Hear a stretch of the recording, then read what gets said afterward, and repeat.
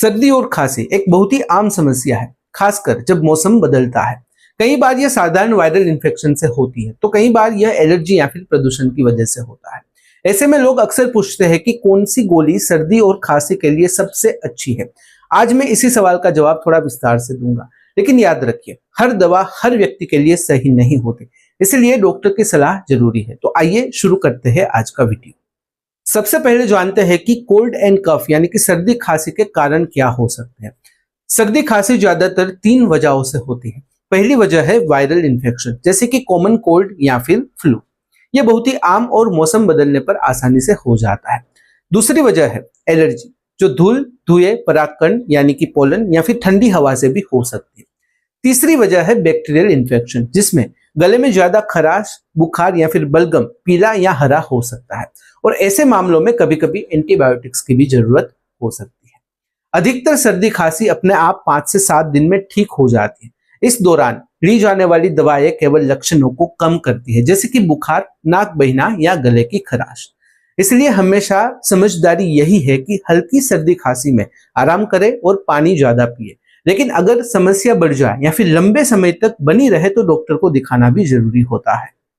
तो आइए बात करते हैं best tablets for cold and cough, यानी कि सर्दी खांसी के लिए सबसे अच्छी, सबसे बेस्ट दवा कौन सी है।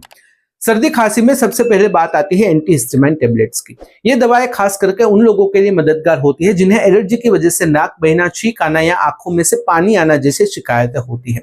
उदाहरण के लिए सेट्रिजिन, लिवोसेट्रिजिन और फेक्सोफिनाडिन बहुत ही आम है। ये दवाएं शरीर में एलर्जिक रिएक्शन को कम करती है और आपकी तकलीफ को हल्का करती है। ध्यान रखें, इनकी वजह से कुछ लोगों को नींद भी आ सकती है, इसलिए दिन में इनका इस्तेमाल करते समय सावधानी बरतनी चाहिए। दूसरा महत्वपूर्ण ग्रुप है डीकंजेस्टेंट टेबलेट्स।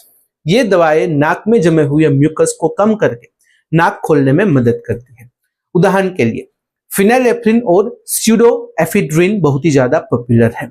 अक्सर ये दवाएं अन्य दवाओं के साथ कॉम्बिनेशन में मिलती है, जैसे कि cetirizine plus phenylephrine plus paracetamol, जो सर्दी, बुखार और नाक बंद होने की समस्या एक साथ कम करती है। ध्यान रखें, हाई ब्लड प्रेशर, हार्ट की बीमारी और छोटे बच्चों में बिना डॉक्टर की सलाह इसका इस्तेमाल न करें। तीसरा ग्रुप है बुखार और दर्द कम करने वाली दवाएं।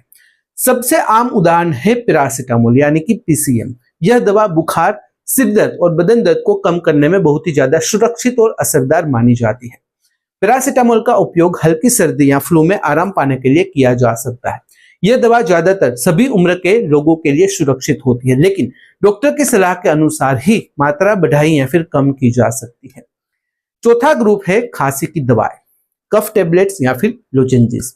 सर्दी खांसी में अक्सर गले में खराश और लगातार खांसी की समस्या होती है। इस स्थिति में डेक्स्ट्रोमिथोर्फान, एम्ब्रोक्सोल या फिर मेंथोल लोजेंजेस मददगार होती है।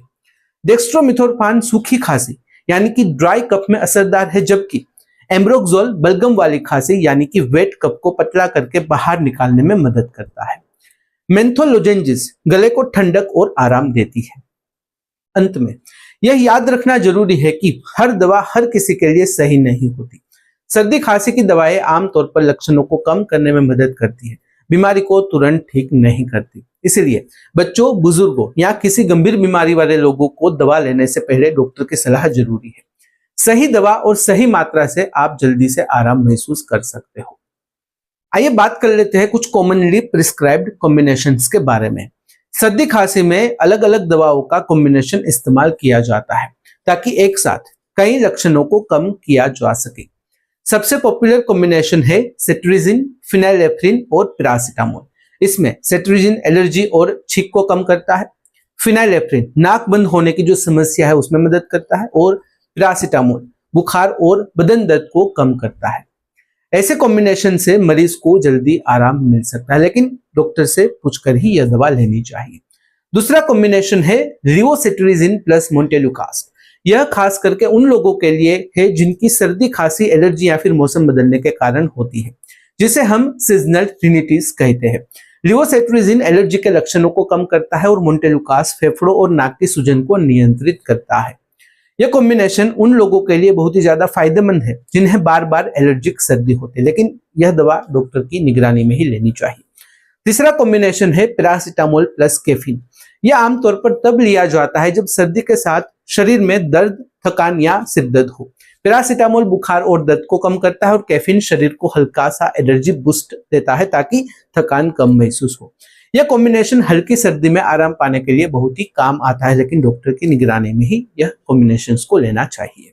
आइए बात करते हैं दवाओं का सुरक्षित उपयोग किस तरह से किया जा सकता है। देखिए, सर्दी खांसी की दवाएं हमेशा सावधानी के साथ ही लेनी चाहिए। इन दवाओं को 7 दिन से ज्यादा लगातार नहीं लेना चाहिए, क्योंकि इससे शरीर पर अनचाहा असर पड़ सकता है या फिर कभी कभी यह दवा का असर कम हो जाता है। बच्चों, बुजुर्गों और गर्भवती महिलाओं को दवा लेने से पहले डॉक्टर की सलाह लेना बहुत ही जरूरी है, क्योंकि उनकी शरीर की जो संवेदनशीलता होती है, जो सेंसिटिविटी होती है, वो दूसरों से अलग होती है। अगर आप दवा लेने के बाद भी 3-4 दिन में आराम महसूस नहीं करते या तेज बुखार, सांस लेने में तकलीफ या गले में बहुत ही अधिक खराश जैसी समस्या रहती है, तो फौरन डॉक्टर से मिलें। हल्की सर्दी में आराम, पानी ज्यादा पीना और गर्म पेय लेना भी मदद करता है, लेकिन अगर लक्षण बढ़े तो खुद से दवा बढ़ाना भी सही नहीं है। जाते जाते बात कर लेते हैं कुछ महत्वपूर्ण प्रिकॉशंस और वार्निंग्स के बारे में। देखिए, सर्दी खांसी में अक्सर लोग एंटीबायोटिक दवाओं के लिए भी पूछते हैं, जैसे कि एजिथ्रोमाइसिन या फिर एमोक्सिसिलिन। लेकिन यह ध्यान रखना जरूरी है कि सर्दी या खांसी में एंटीबायोटिक लेना सही नहीं होता। ये दवाएं सिर्फ तब काम आती है जब इन्फेक्शन बैक्टीरिया की वजह से हो। वायरल सर्दी खांसी में यह दवा असर नहीं करती और अनावश्यक इस्तेमाल से शरीर में रेजिस्टेंस बढ़ सकता है, जिससे भविष्य में दवाएं कम असर करेगी। कुछ लोगों को सर्दी खांसी की दवाएं लेने में सावधानी रखनी पड़ती है, जैसे डीकंजेस्टेंट टेबलेट जो नाक खोलने के लिए दी जाती है, उन लोगों के लिए खतरनाक हो सकती है जिनका बीपी यानी कि ब्लड प्रेशर, हार्ट या फिर डायबिटीज का प्रॉब्लम है। इन मरीजों में दवा लेने से ब्लड प्रेशर बढ़ सकता है या फिर दिल की धड़कन तेज हो सकती है। इसलिए ऐसे मामलों में डॉक्टर की सलाह के बिना कभी भी दवा नहीं लेनी चाहिए। सबसे महत्वपूर्ण बात है सेल्फ मेडिकेशन से बचना, खासकर बच्चों में। छोटे बच्चों में दवा की मात्रा और उनकी संवेदनशीलता अलग होती है, इसलिए बिना डॉक्टर की सलाह दवा देना जोखिम भरा हो सकता है। बच्चों के अलावा बुजुर्गों और गर्भवती महिलाओं में भी दवा लेने से पहले डॉक्टर से सलाह लेना बहुत ही जरूरी है। हमेशा दवा की सही मात्रा और सही समय का पालन करें। अगर इस वीडियो से रिलेटेड कोई भी सवाल है, कमेंट में बेझिझक पूछ सकते हो। कमेंट में अगर आप अनकंफर्टेबल हो, डायरेक्टली मुझे मेल कर सकते हो qa.hm@gmail.com पर। तो फिलहाल इस वीडियो में बस इतना ही। आज का वीडियो ध्यान से देखने और सुनने के लिए आपका धन्यवाद।